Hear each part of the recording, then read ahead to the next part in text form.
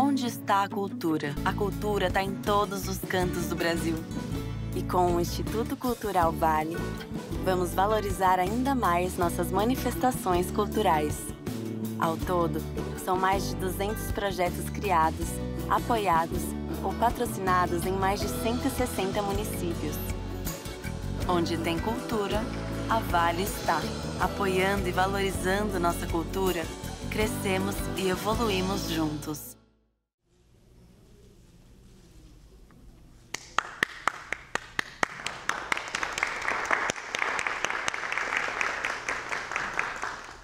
Gente, boa noite. Vamos dar início a mais uma edição do projeto Sempre um Papo. Estamos há 37 anos realizando debates e eventos em Belo Horizonte e diversas capitais brasileiras.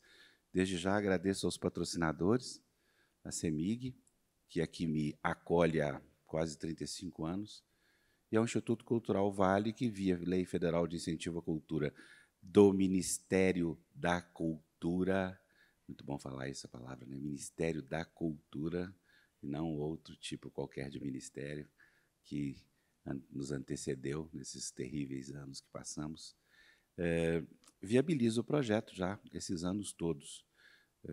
É um projeto sempre com entrada franca, assim como todos os programas que estão depositados nesse canal do YouTube, que muitos estão aqui assistindo, além das pessoas presenciais. No canal já tem mais de 100 mil seguidores, e depositados ali estão quase 800 programas feitos ao longo desses 25, 26 anos de gravação, porque no início a gente não gravava. Então, dos 37 anos, a gente tem uns 25 gravados, com autores e autoras brasileiras e Portugal e África. Então, muito obrigado. E hoje a gente tem a alegria de receber novamente em Belo Horizonte esse meu querido amigo, o Hugo, para falar sobre o livro Geração do Quarto e falar sobre o que ele chama das violências nas escolas e no mundo educacional. Mas é apenas um pontapé inicial, né, para uma conversa que vai muito além do que o tema sugere. Tá? Então, muito boa noite, Hugo. Boa noite, amigo. Boa noite mesmo. Muito obrigado por mais esse convite de poder partilhar com você e com a plateia, com as pessoas de Belo Horizonte, as minhas ideias, os meus pensamentos, os meus sentimentos, as minhas palavras transformadas em livros. Então, uma alegria enorme e uma honra poder estar aqui. O Hugo teve uma trajetória engraçada no Sempre um Papo, porque normalmente os autores, as editoras, a própria imprensa pauta o projeto, né? Mas o Hugo não foi engraçado. Eu fazia o Sempre um Papo em Araxá, eu não faço mais, e um movimento espontâneo dos escritores, dos professores da pedagogia, não foi? Acho que sim. Pedagogia, sim. Me solicitaram trazer o Hugo. Isso nós estamos falando de quê? 10 anos, 8 anos? Isso tem 8 anos. 8 anos atrás. O Hugo não tinha livro, na verdade tinha já os seus livros infantis indicados, né? O Jabuti e tudo, mas esse livro não existia. Então começou ali uma amizade de forma bastante diferente, né? Ele foi solicitado pelos professores e eu levei a Araxá, depois, óbvio, levei a Belo Horizonte e depois o Hugo desenvolveu sua carreira e trajetória própria. Mas, Hugo, vamos começar. Eu queria que, antes da gente entrar no assunto, porque eu considero relevante também, você falasse um pouco sobre a sua produção infanto-juvenil, que te levou a ser indicado para o Jabuti, né? Sim, sim. A minha produção literária de ficção, ela foi desde todo sempre pensada, direcionada para esse leitor, o leitor criança, o leitor adolescente, o leitor jovem. E desde todo sempre, eu, através dos meus livros, trouxe elementos que sempre tiveram relacionados a direitos humanos. As personagens, elas sempre estão em estado de desafios. E então eu comecei a perceber que havia a minha literatura trazia uma dimensão muito de minorias, né? Aquelas pessoas que estão ali na vulnerabilidade, seja vulnerabilidade étnica, como no caso de Benedito, que é uma novela que eu tenho, e que é, na verdade, é o meu best-seller de ficção literária. Tá? Eu acho que está na 17ª edição. Seja Antônio, que é um livro conhecido também, é um livro que eu estive já em Belo Horizonte várias vezes para tratar sobre esse livro, sobre a temática, é uma criança que é vítima de violência sexual. Seja Emílio, ou Quando os Sinais Convocam ao Lado, em que a comunidade LGBTQIA+ abraçou muito esse livro. Esse livro foi finalista do Prêmio Jabuti. Ou então uma ficção mais existencialista, mais voltada para esse público, como Os Anjos Estão de Volta, ou A Costureira da Rua 15. Toda a minha literatura, de alguma maneira, ela traz o que tem no Geração do Quarto, porque eu sempre me preocupo com as questões dos desafios, da vulnerabilidade, de como é que a gente tem tratado o ser humano. Então, a minha ficção diz desse lugar, que é o meu lugar, no lugar do qual eu falo, que é o meu lugar de fala, né, usando essa expressão aí que é comum, e é também uma forma de expressar e de me manifestar do ponto de vista político, ideológico e, sobretudo, do ponto de vista da proteção da criança e do adolescente, que talvez seja essa a marca maior da minha produção, tanto literária quanto científica. Então, a minha literatura ela tem esse movimento, não é? Ela vai por esse movimento. E eu acredito que eu deva continuar produzindo literatura nesse movimento, que é o movimento da proteção da criança e do adolescente. É difícil isso, porque o Brasil avançou muito no campo da literatura infanto-juvenil, mas ainda há uma série de desafios a serem vencidos, né? E eu acho que eu estou um pouquinho nesse caminho aí. Mas nunca mais eu fiz livro para criança, assim, de literatura infantil. Eu acho que o meu último livro de literatura infantil foi Antônio, aquilo que eu reconheço de fato como uma literatura para criança. Depois eu percebi que eu avancei na idade do meu leitor, da minha leitora. E ficção tem uma coisa, né, que você até me dizia isso, nasce na gente de uma forma, às vezes, insurgente, né? Quer dizer, surge aquilo e você é tomado. Então, a minha ficção foi por isso. Hoje eu tento dialogar muito com as crianças e com os adolescentes por meio da ficção também. Tá, fala só um pouquinho sobre a sua formação para localizar os nossos ouvintes. Então, agora você está na Universidade de Recife, né, de Pernambuco. Eu sou professor do Departamento de Educação da Universidade Federal Rural de Pernambuco. É uma universidade centenária, a universidade pública mais antiga do Estado. Lá eu coordeno o Núcleo do Cuidado Humano, que é um setor da universidade que é responsável por tratar das questões da saúde mental, trabalha com a prevenção ao adoecimento psíquico e também com a promoção da saúde mental. Atualmente, eu sou diretor do Instituto Menino Miguel, que é um instituto que se preocupa com as questões da proteção da infância, com as questões da família, das pessoas idosas. Eu fui coordenador e sou professor permanente do programa de pós-graduação em Educação, Culturas e Identidades, onde eu oriento mestrado, doutorado, pós-doutorado, onde eu realmente realizo pesquisa. E eu tenho uma formação interdisciplinar, porque eu vim da pedagogia, fui para as letras e fui para a psicologia. Fiz mestrado em letras, doutorado em educação, pós-doutorado em estudos da criança e pós-doutorado em cultura infantil e juvenil. E fiz especializações em neuropsicologia, psicologia cognitivo-comportamental e graduação em psicologia. Então, minha formação ela vai nessa linha interdisciplinar. Fui professor de filosofia durante 5 anos. Por isso que você morou em todas as capitais do Nordeste? Que você me contou? Eu morei nas capitais do Nordeste porque eu nasci em Campina Grande, né? Então morei na Paraíba, então morei em João Pessoa. Depois eu fui radicado em Recife, mas depois de adolescente fui morar em Salvador.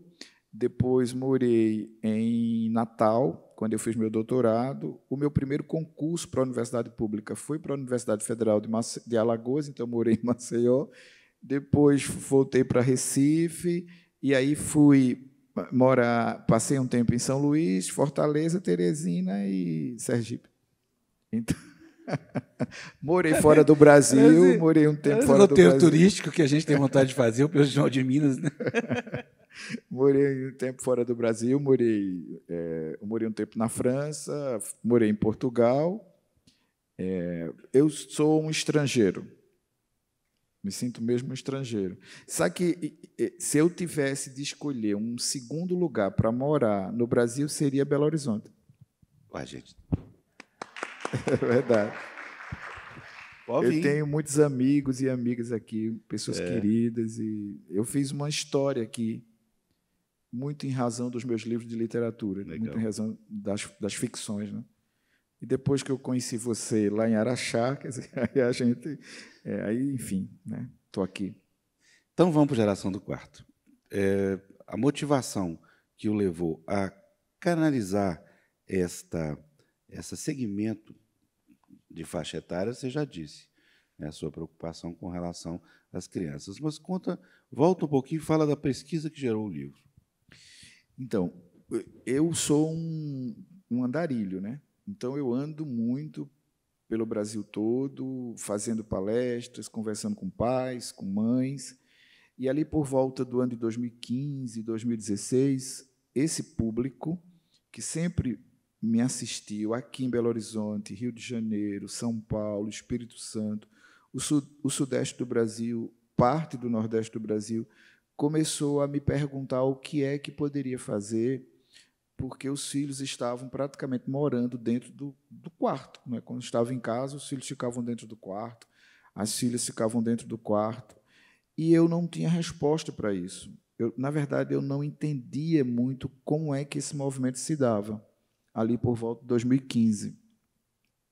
Mas a insistência era tamanha por parte dos pais, das mães, que eu comecei a me incomodar. E aí meu espírito de pesquisador começou também a se perguntar, olha, por que será que esses meninos estão morando nos quartos, ficando nos quartos? E isso tem sido motivo de preocupação para a família, né? Motivo de preocupação para a escola, porque a escola também me chegava. E aí eu decidi ouvir, né, quem estava dentro do quarto.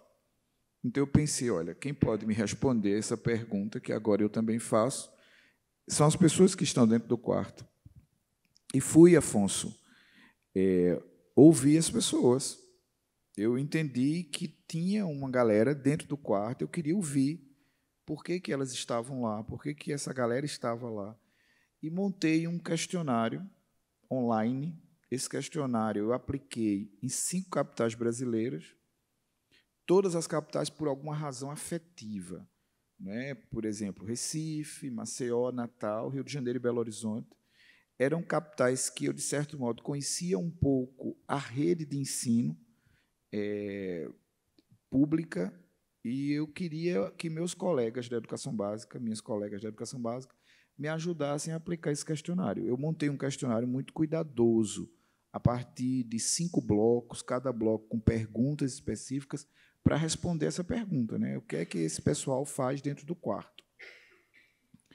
E lancei, eu alcancei um número de respondentes muito alto, eu alcancei 3.115, que para as configurações brasileiras, em termos de pesquisa, é um número alto, e eu recortei pessoas de 11 a 18 anos, porque era exatamente o público com o qual eu dialogava nas minhas pesquisas. E depois que eu comecei a ler as respostas, eu tomei um susto profundo, porque as respostas me apontavam, de primeiro ponto, o seguinte: realmente o pessoal estava dentro do quarto.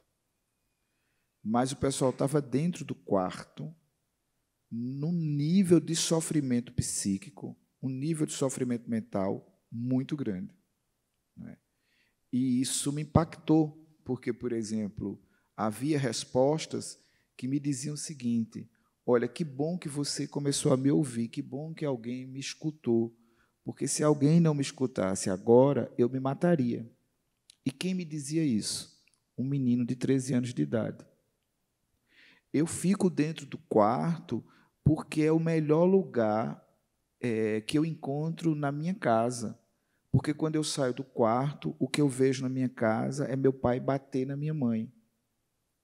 Eu estou no quarto porque, pelo menos, eu tenho possibilidade de encontrar na internet pessoas que me escutam, que me ensinam. E ensinam o quê?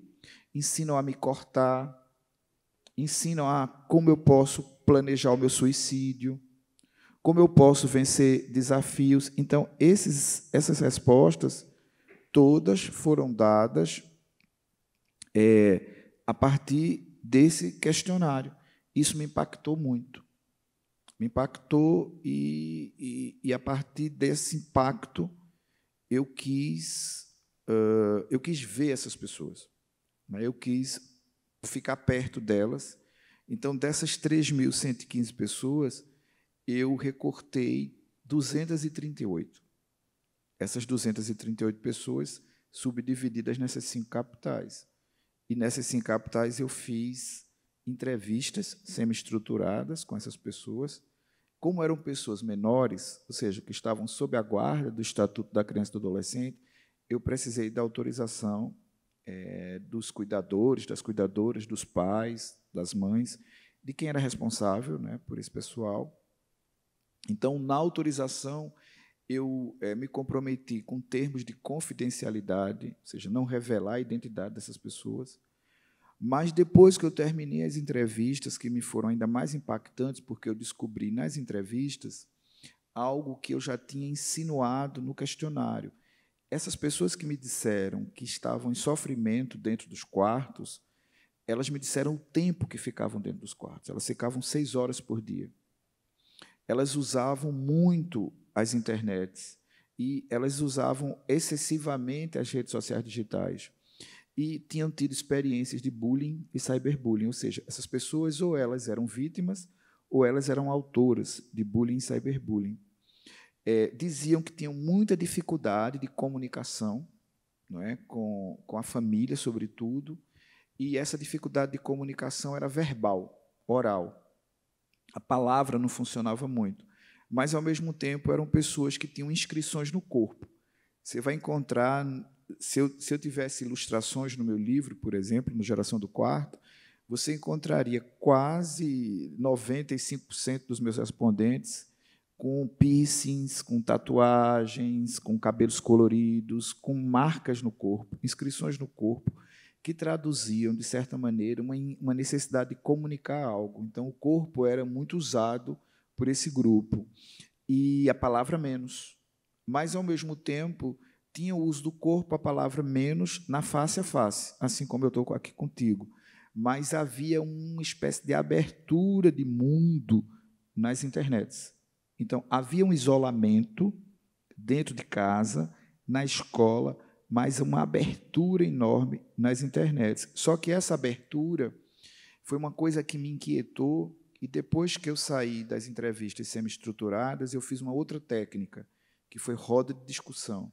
Eu envolvi adulto para me dizer o que é que eles podiam compreender do fenômeno, e envolvi também adolescentes e crianças de 11 anos que pudessem me dizer como é que se dava essa relação com a internet. E aí, nas rodas de discussão, eu ouvi outros depoimentos que estavam confirmando o que tinha sido dito no questionário, ou seja, a internet, de alguma maneira, ensinava aqueles meninos e aquelas meninas novas estratégias de morte, novas estratégias de automutilação, novas estratégias de violência. Havia, portanto, na Geração do Quarto, um profundo contato com uma internet que era uma internet de muita violência. Então, isso me espantou, porque quem tinha o contato com a internet, e era essa internet da violência, eram meninos e meninas nessa faixa etária que partilhavam com os outros. Então, eu descobri grupos de WhatsApp de meninos ali de 11, 12 anos que marcavam um tal dia, uma tal hora, para que eles se automutilassem em conjunto, que organizavam como é que eles iam se vingar, por exemplo, de um determinado colega na escola. E aí eu comecei a perceber que, nessa geração, né, eu precisava ouvi-los mais ainda, né? Quer dizer, eu precisava ainda mais de escuta. E a roda de discussão me mostrou também que a escuta favorecia o seguinte, por exemplo, eu estava diante de um público mentalmente vulnerável, mas eu também estava diante de um público com uma potência enorme. Por exemplo, eles trabalhavam melhor as questões ligadas aos direitos humanos. Eles tinham uma melhor compreensão sobre etnia, sobre transculturalidade, eles tinham uma melhor compreensão sobre transgênero, sobre transexualidade, eles tinham uma melhor compreensão sobre a condição da mulher. Eu percebia que as meninas tinham uma força de consciência, maior lucidez sobre a sua condição, e eles não tinham problemas cognitivos. Você não ia encontrar, na geração do quarto, boletim vermelho. Então, esse quadro me fez também perceber que as famílias não se davam conta, inicialmente, de que os meninos estavam adoecidos e adoecidas. Quer dizer, os meninos estavam adoecidos e as meninas adoecidas. Você não tinha, porque o boletim estava bem, né? Você tinha uma criança que dava conta cognitivamente do que a escola orientava. Então, a princípio, não tem susto. O susto começava quando o comportamento autodestrutivo aparecia, que aí era automutilação, ideação suicida, tentativa de suicídio. Todas essas 238 pessoas tentaram suicídio mais de uma vez. E também quando havia algum tipo de sintomatologia psicopatológica, por exemplo, transtornos de humor, transtornos obsessivos compulsivos, distúrbio de sono, medo fóbico, ia variar, né, os transtornos alimentares, coisas que também chamavam mais atenção. Então, eu vi que tinha uma geração que passava 6 horas do seu dia dentro do quarto, era muito pouco percebida pela família e que era, de certo modo, muito pouco compreendida pela escola. Só te interromper um minutinho. Você disse que não tinham problemas cognitivos. Sim. Ou não problemas cognitivos sérios. Em que medida isso corresponde a digamos assim, a uma inteligência, ao QI? Eram pessoas que tinham condição de entender o que estava acontecendo, mas não compreendiam? Como é que funciona isso? Funciona da seguinte maneira: você tem uma pessoa que, do ponto de vista das execuções cognitivas, das funções psíquicas superiores, tudo ok, mas, do ponto de vista das emoções e dos sentimentos, completamente vulneráveis. Isso tem rebatimento no cognitivo, sim, mas não é um rebatimento que possa levar você a ter problemas no boletim. Então, é possível que um adolescente do quarto tenha um boletim todo azul, ele chegue à universidade, ele chega ao ensino superior e apresente isso nos primeiros períodos das universidades. Você vai observar que a geração do quarto ela não está só no período da educação básica. Você vai encontrar o mesmo perfil nas universidades. E talvez isso tenha levado as universidades a perceberem um aumento significativo de adoecimento mental. As universidades brasileiras, todas elas, são consensuais em dizer que há problemas sérios no campo mental nas graduações, que a gente não via, né? Quer dizer, não se dava conta disso. Então, cognitivamente, a geração do quarto ela não vai ter grandes problemas. A gente pode dizer que tem pai que não sabia de nada? Sim, porque tem pai e tem mãe que não sabem nem que tem paternidade e maternidade, né? Então, eles ignoram completamente essa função, né? Há um problema sério com a família contemporânea, porque havia um problema sério com a família nuclear e porque havia um problema sério com a família tradicional. Há uma família, nos dias de hoje, extremamente incerta, insegura e com uma dificuldade muito grande de saber o que fazer. né? É uma família que não tem respostas para as perguntas que lhe foram dadas. Quer dizer, elas não sabem como orientar os filhos, elas não sabem como estabelecer autoridade, elas não sabem como separar a amizade do amigo. Há uma ideia de que você é amigo, amiga do seu filho, da sua filha, mas o atravessamento da amizade pouco favorável. Existe uma família muito incerta. Obviamente que essa família muito incerta, ela não é pior, no meu entendimento, do que aquela família nuclear. Porque aquela família nuclear, no meu entendimento, ela aparentava uma certeza, mas ela trouxe uma certeza também muito dúbia, muito insegura, mas muito camuflada. Não é? Nós somos resultados de uma família nuclear. E nós somos os produtores da geração do quarto. A geração do quarto, ela não nasceu do acaso. Ela nasce de uma dificuldade que as gerações anteriores possuem. E, de alguma maneira, a geração do quarto e as gerações anteriores têm um ponto de convergência, que eu chamo no meu livro de entelequia. Essa palavra não é minha, essa palavra é aristotélica, ela é retomada pela sociologia do Karl Mann para dizer que existe um ponto de convergência, um sentido entre mim, de uma outra geração, e essa geração que vem ali do final do século XX e que entra no século XXI, tomada de uma ansiedade profunda.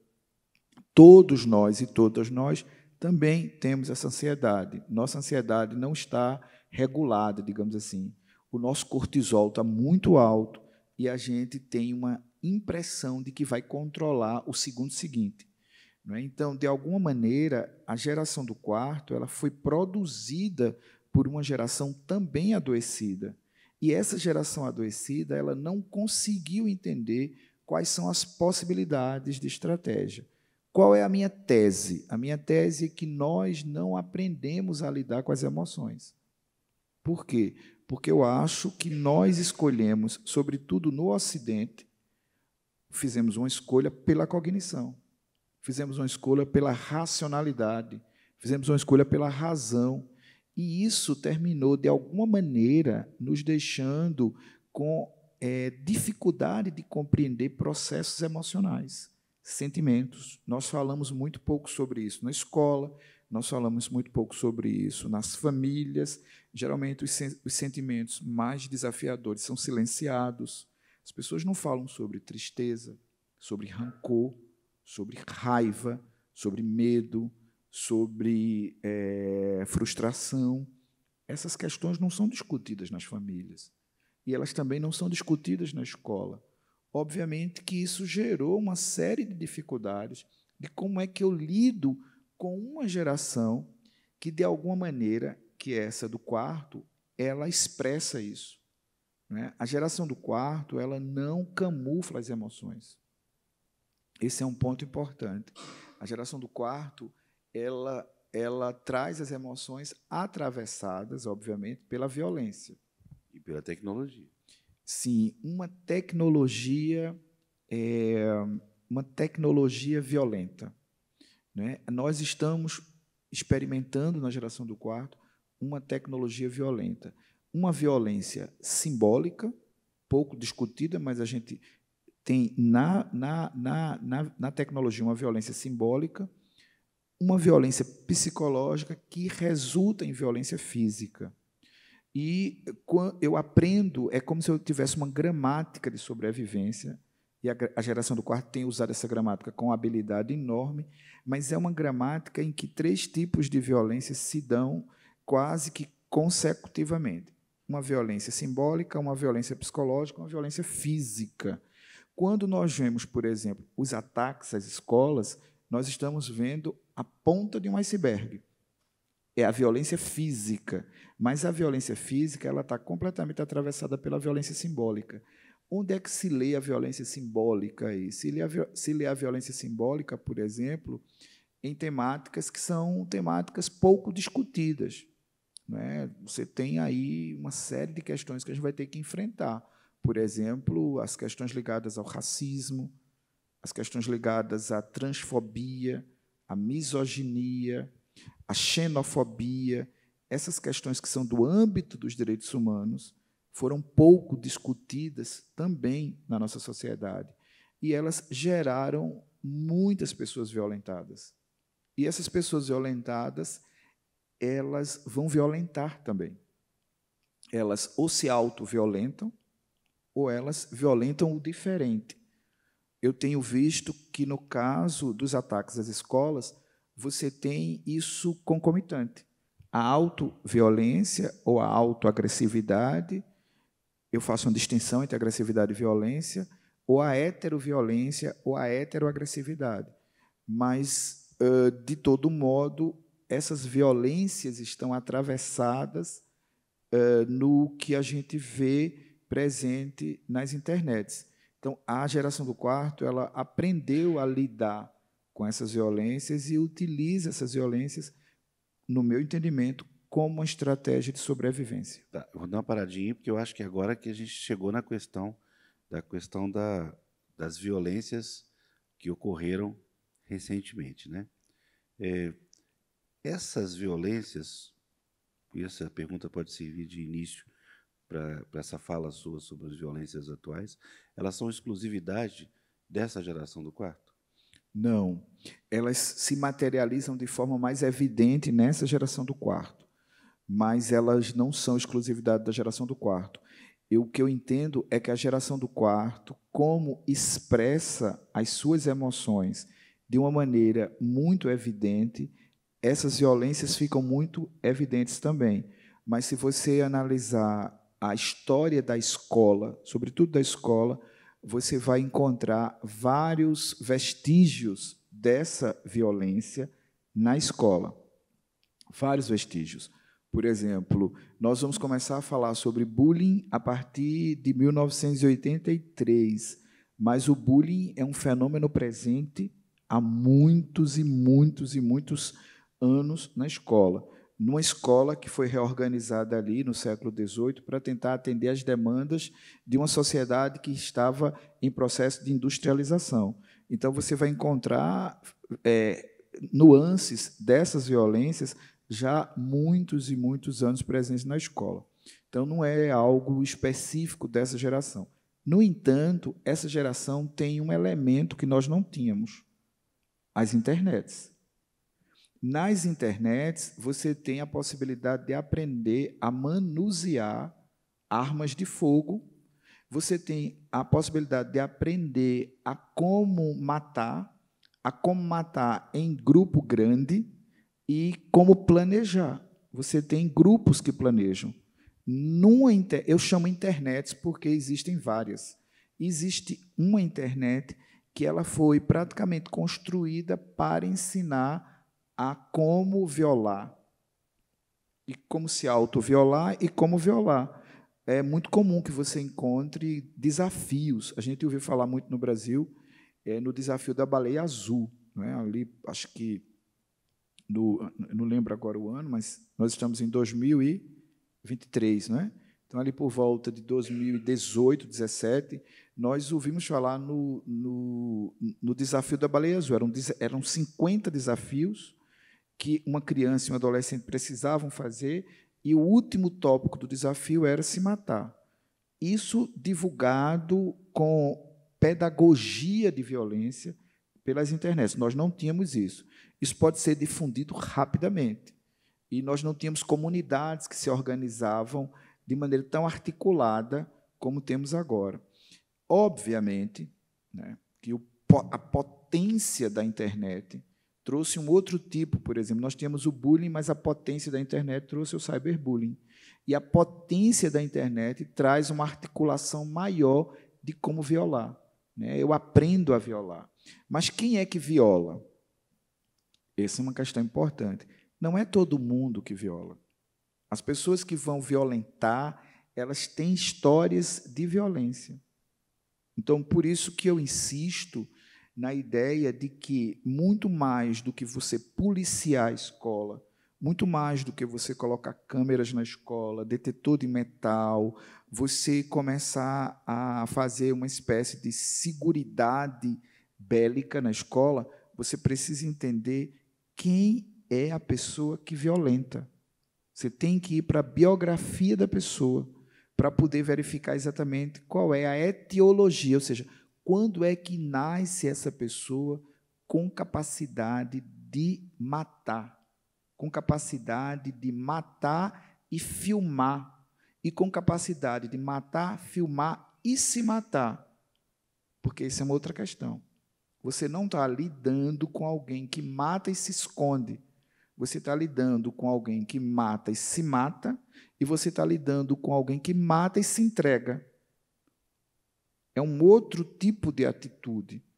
Por isso que eu tenho dito que eu não posso tratar essa violência do modo como ela se apresenta agora, da mesma forma que eu tratei as violências historicamente presentes na escola. E por isso também que eu digo que você não tem uma violência na escola, você tem uma violência contra a escola. Mas por que você tem uma violência contra a escola? Porque você tem uma violência anterior contra a família. Se você analisar as biografias de quem mata ou de quem tenta matar, elas já foram experimentadas na família. A família não é alheia a isso e a escola também não é alheia. São duas organizações sociais, dois organismos sociais que têm uma profunda responsabilidade com esse perfil que nós construímos. Então, nós construímos o que eu chamo de adolescente joker, ou jovem joker, ou criança joker. Ou seja, nós construímos crianças coringa, adolescentes coringa, jovens coringa. O que é coringa? Coringa é a personagem do Batman. O coringa, ele tem um gozo em violar. Ele se autoviola e ele tem um gozo em violar. E ele não tem qualquer problema em violar perante todo mundo. Ele gosta do espetáculo. Então, infelizmente, quem ataca a escola gosta de dizer que ataca. Tem um gozo em atacar. Mas isso não foi genético. Isso é um processo histórico, cultural. E, como todo processo histórico cultural, a gente tem que analisar, no meu entendimento, como ele se dá. Então, a geração do quarto está presente nisso. Você fechou o foco na escola, mas agora você abriu o foco quando fala da sociedade do espetáculo. Sim, é uma sociedade que, de certo modo, eu falo, a escola e a família, mas a sociedade como um todo tem contribuído para que a gente consiga fazer a manutenção do pensamento joker. Por exemplo, quantos grupos neonazistas foram criados no Brasil nesses últimos 4 anos? Se você pensar em termos de pesquisa, nós tivemos 20 ataques diretos à escola, e esses 20 ataques diretos à escola, eles vão aumentar significativamente nesses últimos 4 anos, tomando por base os ataques mais conhecidos. Vamos pegar desde Realengo até Suzano, passando por Aracruz, e depois o ataque em Blumenau. Você vai ver que esses ataques eles têm uma espécie de hiato até que eles se intensificam muito. E quando é que eles se intensificam muito? Exatamente nos últimos 4 anos, que nós tivemos um incentivo ao discurso do ódio, nós tivemos um incentivo ao armamento de fogo e nós tivemos um incentivo a uma espécie de expressão de liberdade sem que eu tenha qualquer tipo de respeito à alteridade. Não é? Eu posso dizer tudo o que eu penso, tudo o que eu quero, tudo o que eu acho, e eu não me importo com o seu Estado. Então, você tem uma sociedade que contribuiu para que meninos se organizassem e espancassem, por exemplo, um outro menino, porque o outro menino é negro e você não é negro, então eu quero destruir você porque você é negro. E isso ser dito e ser feito na publicização. Eu não escondo isso, quer dizer, isso eu não vou escamotear. Eu vou apresentar do mesmo jeito que eu apresento as questões das minhas emoções. Então, você veja, há uma corresponsabilidade direta dos organismos sociais e, mais precisamente, do Estado. O Estado ele tem feito jokers. Ele tem feito jokers. O Estado brasileiro mata as juventudes negras. Se pegar os relatórios de 2011 para cá, você vai ver quem é o público morto diretamente pelo Estado. São as juventudes negras. Então, você tem criado uma espécie de universo muito bem trabalhado, toxicamente, para violar. Então, não é uma responsabilidade só da família, só da escola, tem uma corresponsabilidade de uma sociedade física e, nos dias contemporâneos, eu não posso deixar de analisar que as internets têm uma responsabilidade enorme nisso. Né? Você tem um outro mundo social nas internets hoje. Veja o caso do Telegram, do Twitter. Veja o caso de que o Twitter, inicialmente, se opôs a tirar as imagens, mesmo quando todas as fontes científicas afirmavam que manter as imagens dos ataques significava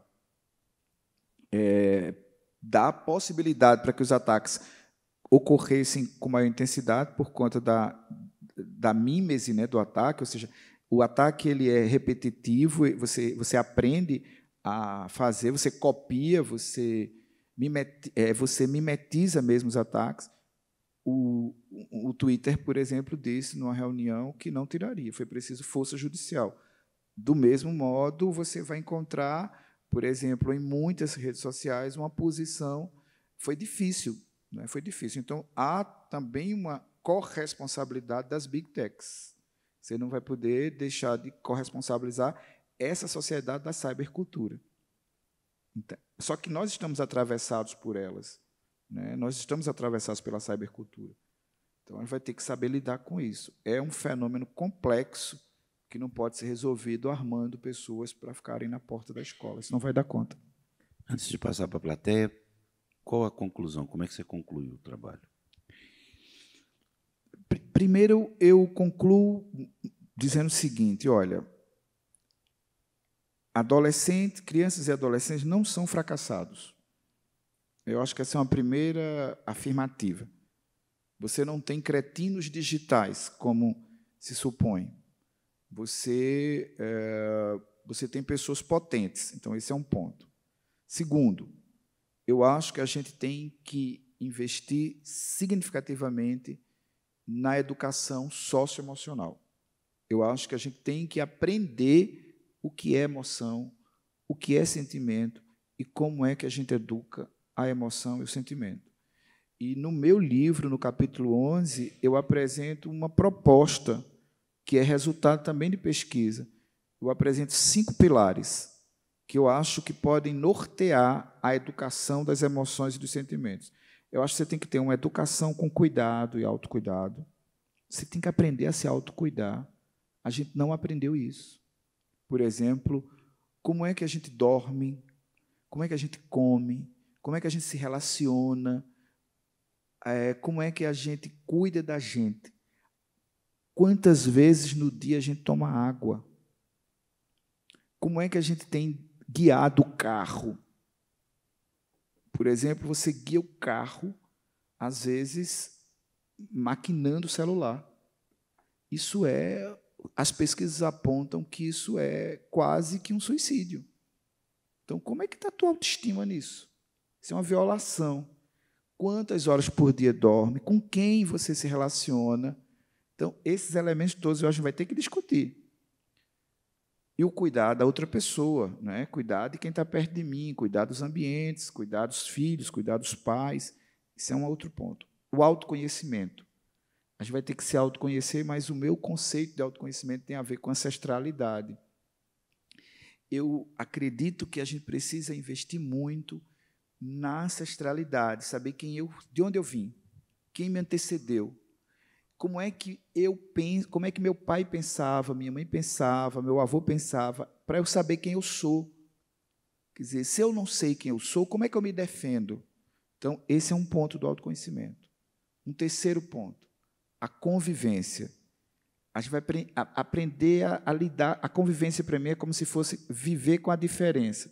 Como é que eu vivo com a diferença? Aquilo que é diferente de mim, eu não preciso destruir o que é diferente de mim. Como é que eu convivo com a diferença? Esse é um ponto importantíssimo para mim. Quarto ponto, dialogicidade. Esse dialogicidade tem 2 pilares. É a escuta acolhedora, a escuta sem julgamento.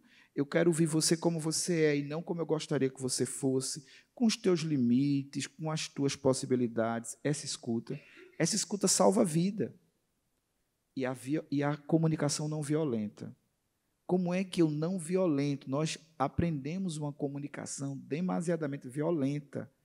Então, é isso que eu chamo de dialogicidade. Vai ter que aprender a como se comunicar sem ser violento, sem ser violenta. Nós não aprendemos isso.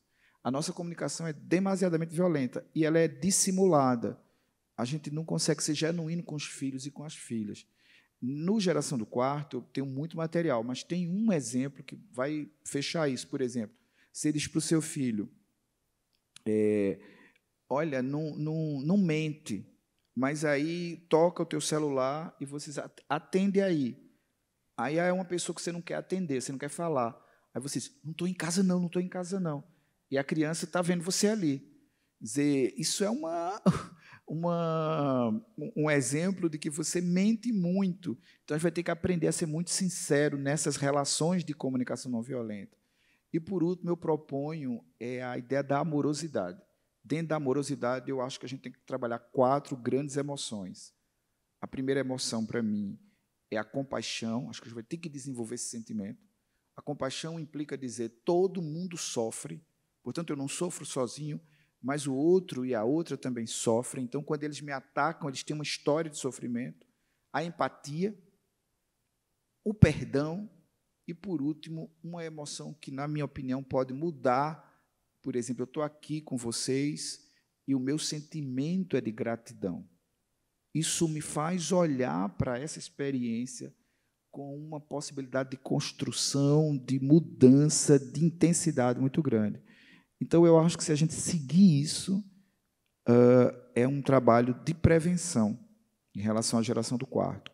Mas eu aconselho que quem esteja em casa, quem esteja me ouvindo, me vendo agora, e tenha vestígios da Geração do Quarto, procure um profissional da saúde mental, porque vai precisar.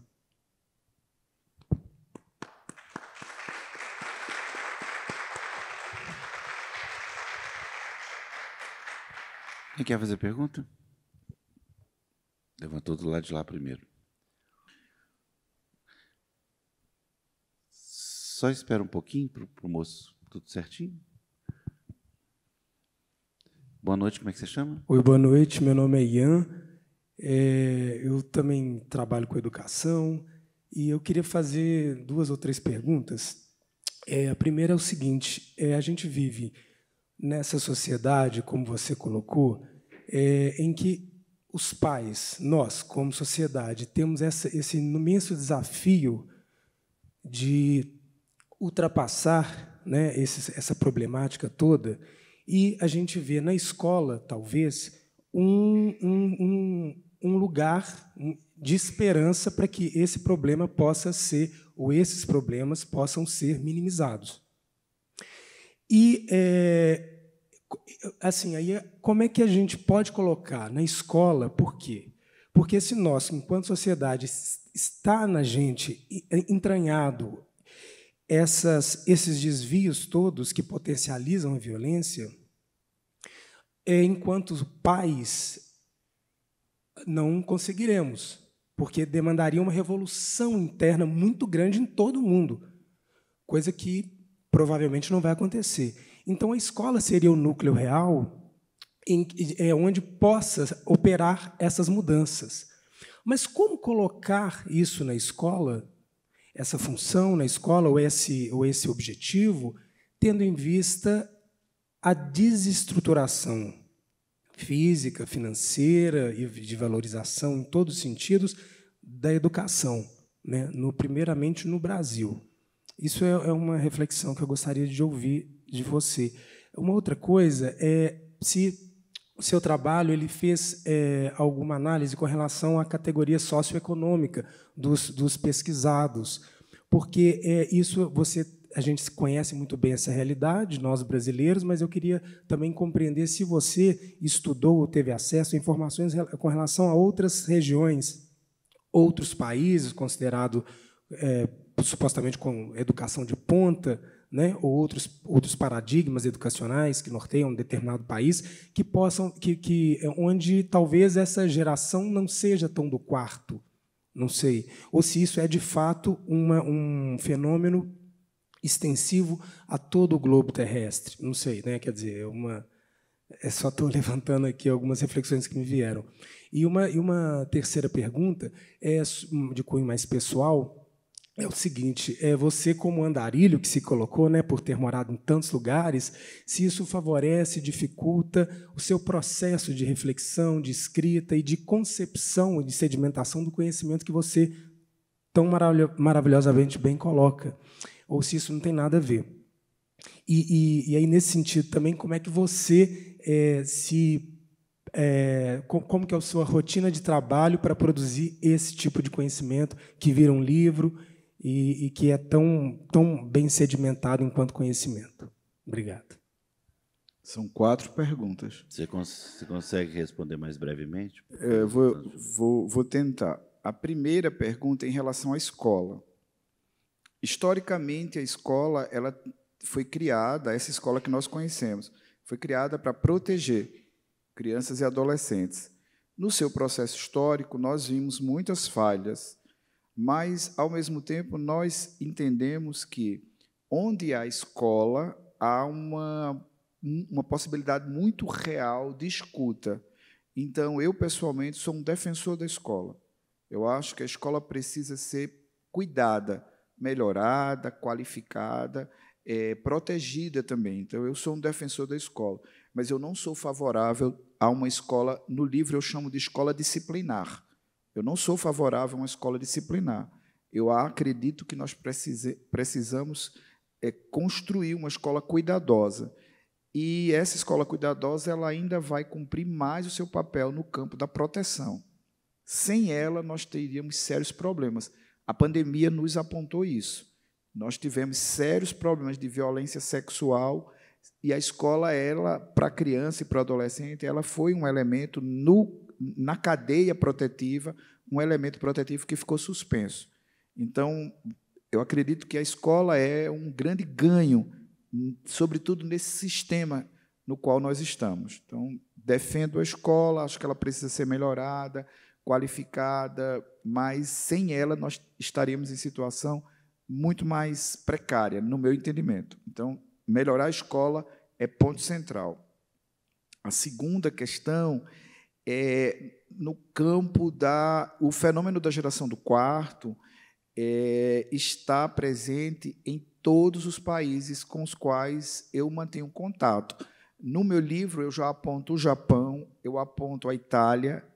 A Itália tem uma associação cujo tema é o mesmo tema da geração do quarto, ou seja, pessoas que vivem dentro dos quartos.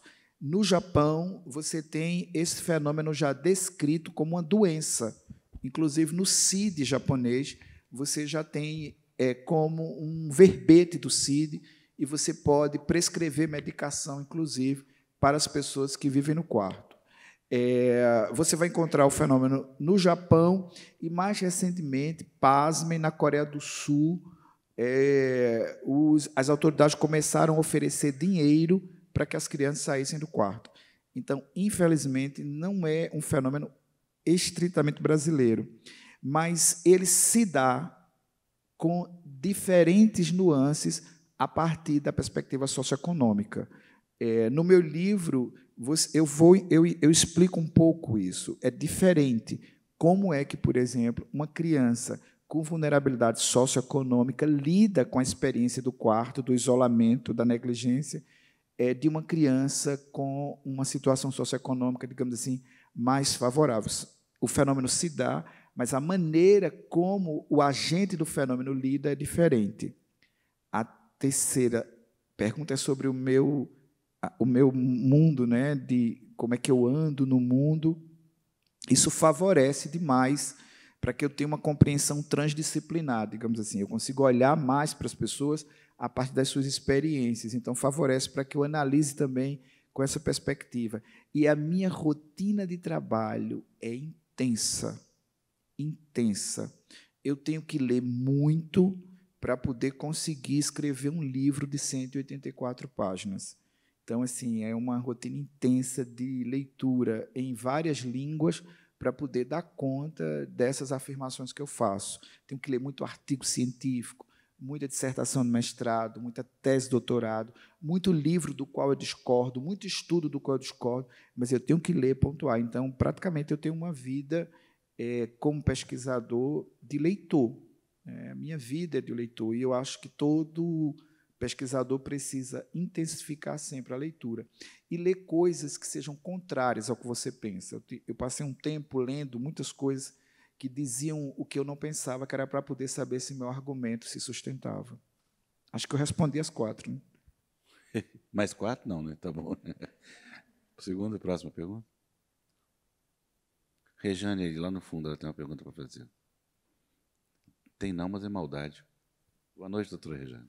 Boa noite. Já que você me trouxe o microfone, Hugo, eu fiquei pensando aqui, eu senti em algum momento a necessidade de tentar pontuar ou de enxergar quando é que começou essa curva descendente nas relações coletivas e familiares. E eu fiquei pensando, bom, eu sou editora e há algum tempo atrás a gente lançou um livro chamado Neoliberalismo como Gestão de Sofrimento Psíquico. Bom, e aqui não tem nenhuma proposição política, não é isso.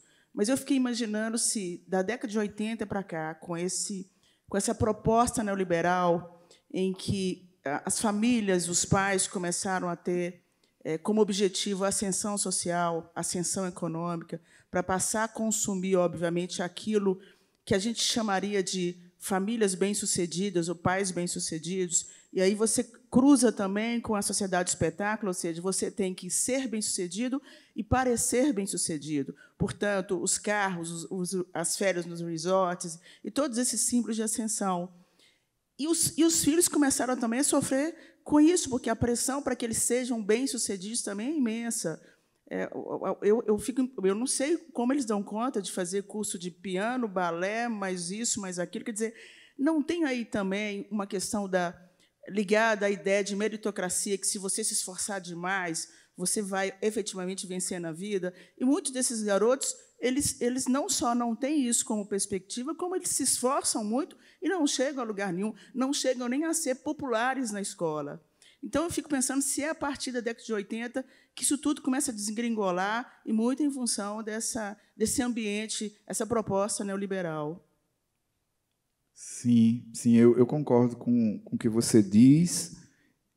Indiscutivelmente, vai haver um recorte de modo de subjetivação no contemporâneo que tem muito a ver com a ideia de extraordinário. Não basta só você fazer, você tem que fazer de um modo muito potente, de um modo muito intenso, de um modo muito superador. Tanto é que vai haver, por exemplo, a emergência da mentoria, do coaching, vai haver alguém te dizendo, se eu pensar numa perspectiva psicanalítica, o meu superego vai dizer para o meu ego o tempo todo que eu tenho que ser extraordinário, que eu não posso descansar, eu tenho que fazer academia, eu tenho que hipertrofiar meus músculos, eu tenho que fazer mudança no meu corpo estético, eu tenho que conseguir, mas não é conseguir simplesmente, é conseguir algo extraordinário. Então, existe, obviamente, aí por isso que a gente chama de sociedade cansada, porque de tanto tentar, eu fico numa exaustão profunda. Eu não consigo, então eu me sinto fracassado, eu me sinto impotente, eu me sinto incapaz, e uma das alternativas para que eu saia desse sofrimento é tentar liquidar aquilo que me impede de ser extraordinário. E quem é que impede você de ser extraordinário? É você mesmo. Porque o discurso anterior o seu único inimigo é você. A única pessoa que atrapalha você é você. Tem aí uma ideia de subjetividade individualizada, num nível tão profundo que nem mesmo na modernidade a gente conseguiu ver isso. Quer dizer, a modernidade foi um período em que você buscava a si, mas na contemporaneidade você busca a si de maneira extraordinária, de uma forma intensa. E essa forma intensa, obviamente, leva você para não querer olhar no espelho. Isso. E quando você não consegue se vencer, então você decide se aniquilar. Por isso que você vai ver um aumento significativo na automutilação. Porque a automutilação é uma tentativa de sobreviver, mas é uma tentativa também de se aniquilar. A dor é tão profunda que os adolescentes me dizem, eu vou e me corto. Eu vou e, por exemplo, um adolescente, no Geração do Quarto, eu não relato isso, mas esse relato eu achei tão dolorido que eu não coloquei. Um adolescente me disse, eu passei muito tempo me cortando, hoje não me corto mais. Mas um período em que eu não me cortava, as pessoas achavam que estava tudo bem, mas porque não perceberam que eu passei a calçar sapato com 2 números a menos.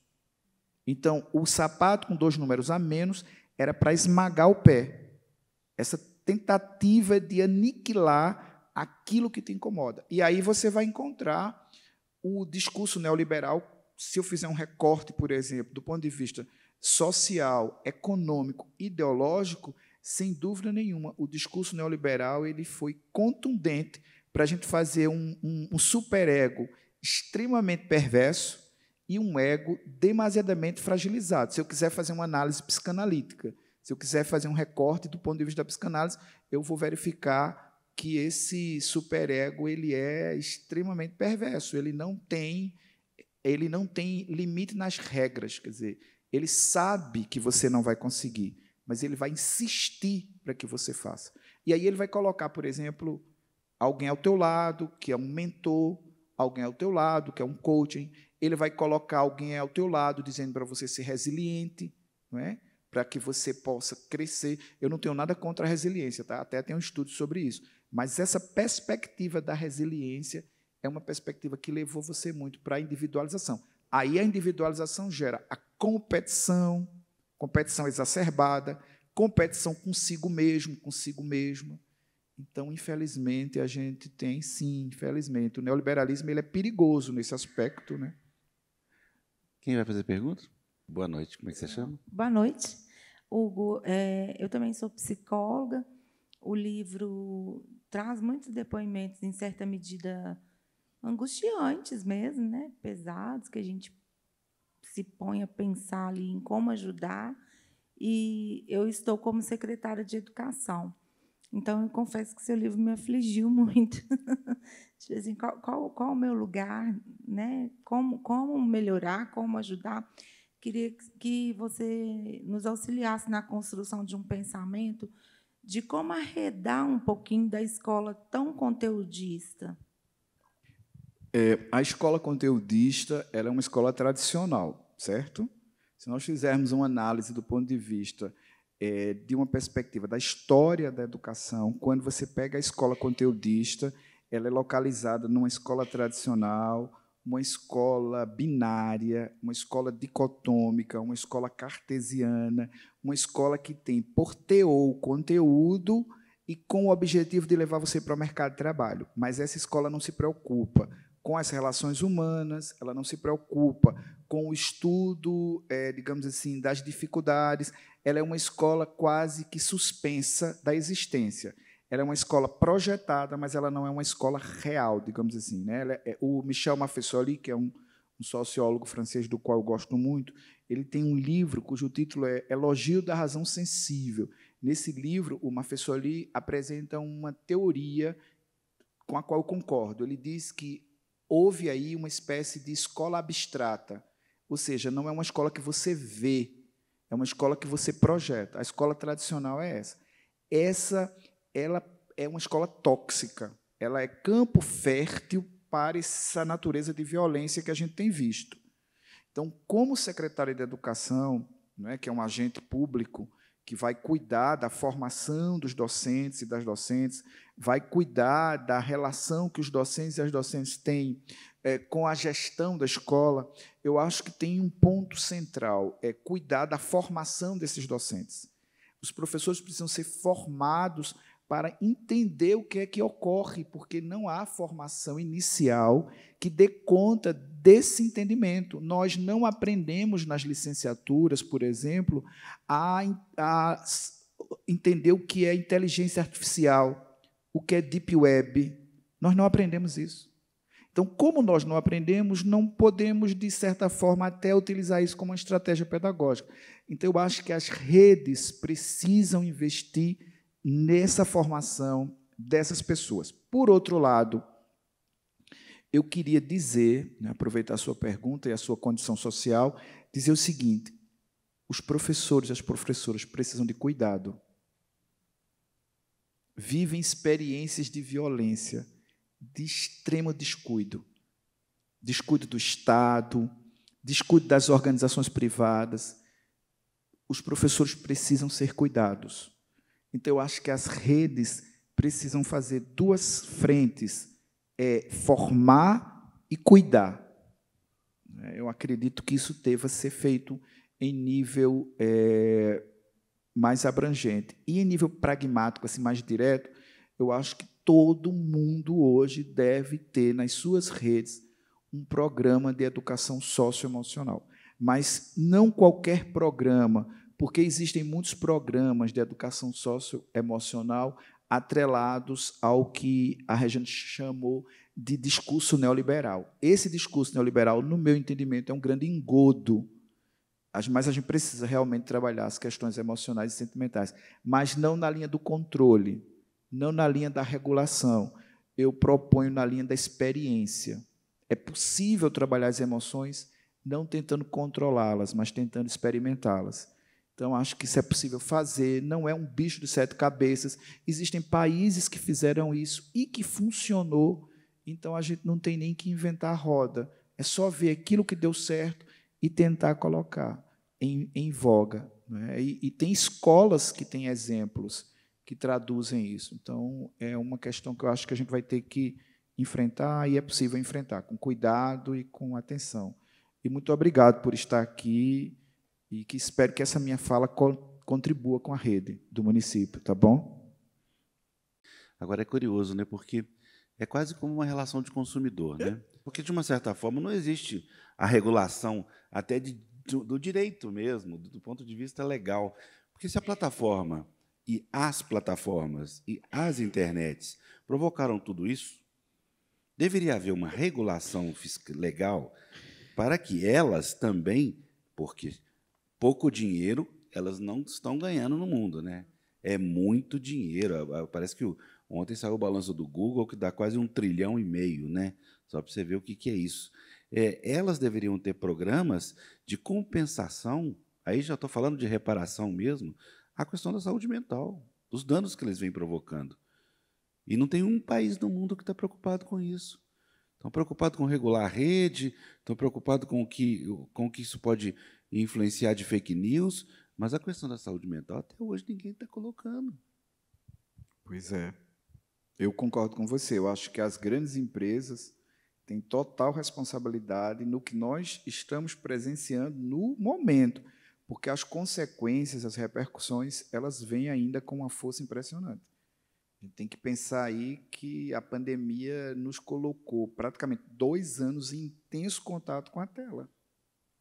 E há pesquisas que mostram que os mais jovens estão se ausentando das telas, mas, diferentemente do que se podia imaginar, que era a ausência da tela e uma espécie à volta do face a face, não se dá dessa maneira, se dá a face com a inteligência artificial.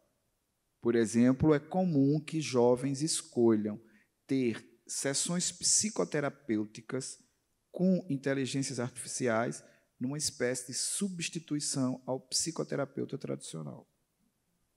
Então, isso a gente vai ter que enfrentar também, entendeu? Eu estou rindo para não chorar, entendeu? Porque é assustador. Como é que você chama? Boa noite. Daniela. Hugo, primeiro, um prazer te ouvir, ler seus livros. Obrigada. Na verdade, eu não quero nem... A minha pergunta foi um pouco respondida pela resposta que você deu para a pessoa que me antecedeu. Me angustia muito a falta de conexão. A escola da minha filha recente, ela instituiu um programa de uma escola de paz para a gente tratar dessa conexão que eu acho que foi perdida aí ao longo, enfim, por conta de movimentos desse mundo moderno mesmo que a gente vive. E a nossa preocupação, e foi um engajamento muito bacana da escola toda, a gente faz várias reflexões com pessoas preparadas e ocupadas para a gente poder retomar, conhecer os nossos filhos, né, brincar, né, retomar a nossa velha infância, sem saudosismo, obviamente. Mas aí uma preocupação que chegou foi, e os nossos professores? E quem ensina? Como é que a gente está cuidando deles também? Acho que você conseguiu dar um pouco de direcionamento, mas eu ainda fica comigo essa reflexão. Essa conexão, ela tem que existir na nossa família, a gente tem que conhecer os filhos da gente e, efetivamente, saber entender esse mundo moderno, porque aqui todo mundo trabalha o dia inteiro, que tempo de qualidade que você vai dar para essa criança, como é que eu vou saber que essa criança está se cortando, não está se cortando, ela está mentalmente... Né? E o professor, como é que eu cuido desse professor também? Como é que a escola pode ser esse veículo de cuidado com o professor também? Como é que a gente pode contribuir como pais? Tá, vou responder a sua pergunta. Ontem eu fui entrevistado e eu disse ao jornalista algo que eu vou dizer a você aqui. Quando eu analiso quem ataca as escolas, eu identifico quem ataca as escolas. É do gênero masculino, você não tem nos ataques às escolas meninas, você tem meninos. Eu digo quem ataca as escolas. Não, é um menino que ataca, é um jovem que ataca, é um homem que ataca, não é uma mulher. Então, isso tem que ser um dado importante. Ele é branco, você não tem registros de indígenas atacando, de negros atacando. Então, você tem também um recorte de gênero, você tem um recorte étnico, você tem um recorte etário, ele é jovem, você não tem um idoso atacando escolas, você tem um adolescente ou um jovem, e você tem uma pessoa que é atacada. Nos ataques, de maneira geral, o gênero que é atacado é mulher. Então, você tem também um gênero atacado. E professora, né? Exato. E você tem um gênero atacado e o que se desdobra desse gênero, né? Por exemplo, no caso de Blumenau, você tem uma mulher atacada e morta. Quase em todos os ataques, as mulheres são as vítimas. Então, o que é que eu quero te dizer com isso? É preciso cuidar da educação dos meninos. Por outro lado, você tem meninas com muito maior consciência da sua condição de mulher. Você veja que as meninas começaram a denunciar as violências, começaram a denunciar os assédios, começaram a ir e falar sobre o estupro. Você vai ver uma menina muito mais empoderada, né? Eu não gosto muito dessa palavra, mas a palavra se adequa aqui. Você está muito mais lúcida, eu acho melhor a palavra, muito mais lúcida da sua consciência. Então, eu acho que nossas famílias precisam urgentemente pensar na educação dos meninos.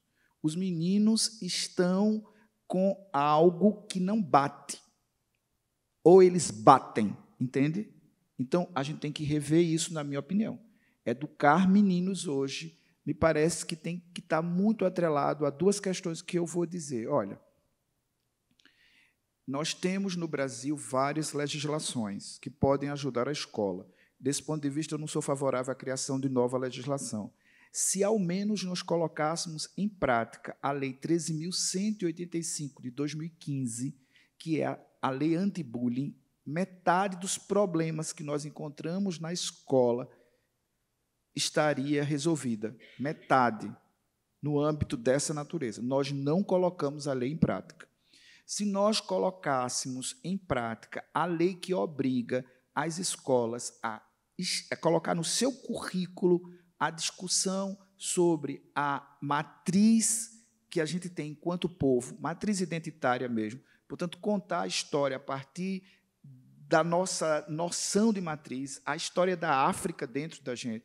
nós teríamos uma espécie de educação antirracista muito mais forte. E eu acho que nós vamos precisar entender que essa escola, para além desse conteúdo, o conteúdo não precisa ser distanciado, ele é necessário, como diz o Demerval Saviani, é importante o conteúdo, mas assim, é importante hoje mais do que nunca, a gente precisa fazer isso, ter uma educação antifascista, porque nós desenvolvemos núcleos fascistas nesta sociedade, e nós fazemos a manutenção deles. Então, vamos ter que ter uma educação antirracista, uma educação antifascista. E aí eu vou dizer uma coisa que muitas pessoas podem discordar, mas eu realmente concordo. Nós vamos precisar de uma educação feminista. Uma educação feminista, no que o feminismo é um movimento formado por várias abordagens, teorias, perspectivas. Mas os movimentos feministas nos trouxeram elementos que podem nos ajudar a rever esse processo de formação do menino.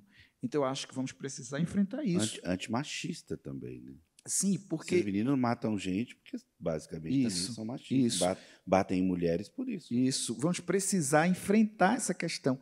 Nós não estamos, no meu entendimento, conscientes dessa questão. Então, você vai encontrar desde meninos que planejam ataques às escolas, como você vai encontrar, por exemplo, jogadores de futebol que agora são revelados como pessoas que violaram mulheres. Entendeu isso? Então, assim, a gente tem um campo grande. Por isso que eu acho que os meus livros, infelizmente, têm temática para muito tempo. Quando eu publiquei o Geração tem 1 ano. O Geração está na 5ª edição, eu acho que essa é a 5ª edição que veio para cá. É a 5ª edição, e eu comentava com o Afonso que eu tenho uma agenda de atividades em razão dessa temática, toda controladinha até setembro. Então, assim, é uma temática que, infelizmente, a gente vai ter que discutir, porque nós não discutimos. Não é? E agora eu acho que não tem mais tempo. Não tem mais tempo, porque veio para dentro da nossa casa, assombrou nossa escola, veio pelo nosso filho, pela nossa filha, veio de um modo como um soco no nosso estômago. Então, não dá mais para a gente fazer de conta. E eu acho que as minhas discussões, os meus estudos, as minhas investigações, eu vou, infelizmente, no sentido de que eu gostaria de escrever sobre outra coisa. Eu gostaria de escrever sobre outra coisa, mas eu não tenho como, senão eu não durmo. Hugo, eu vou dar uma paradinha aqui, porque eu acho que eu já vou convidar você para o lançamento do seu 2º livro daqui a pouquinho. Então, muito obrigado e até daqui a pouquinho. Muito obrigado, amigo. Muito obrigado, pessoal. Muito obrigado.